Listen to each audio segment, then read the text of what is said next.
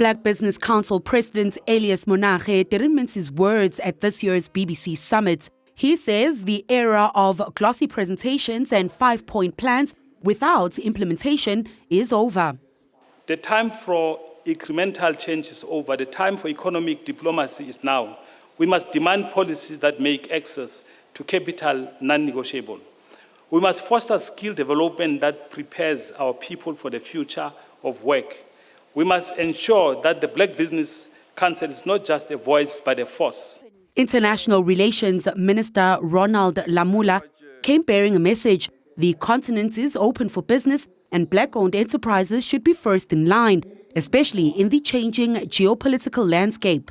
When we have trade missions across the continent, that when we say business, we don't only mean big business. In the continent or anywhere in the world that must be given opportunities.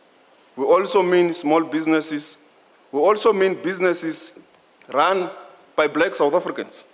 Agriculture grew 15.8% in just 3 months. It's fertile ground, literally, for inclusive growth. Translation, Black farmers must have equal access, not just to land, but to markets. And Minister John Steenhuisen says this doesn't have to be a zero-sum game.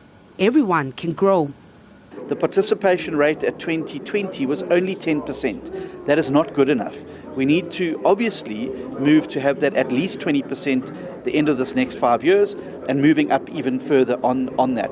And it's about giving farmers the assistance that they need to participate in fairly and on an equal playing field with others who are more established. Meanwhile, the Department of Trade, Industry and Competition is set to invest 100 billion rand behind its commitment to transformation, with Minister Bucks Dow saying the goal is in charity but competitive, thriving Black businesses. I'd like to suggest that we must be more deliberate in ensuring that we support entrepreneurs to build new enterprises, to drive their own projects, and we celebrate the next phase of BBBEE not on the basis of equity shareholding in existing companies, but more on the basis of Black-owned enterprises that are succeeding on their own. And for some entrepreneurs, just being here has opened doors.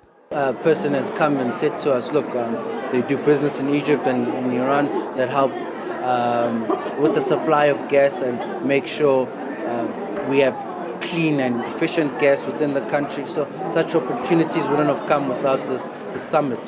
On day 2, the spotlight shifts to the political landscape and how Black businesses fit into the broader picture, from coalition politics to South Africa's G20 presidency.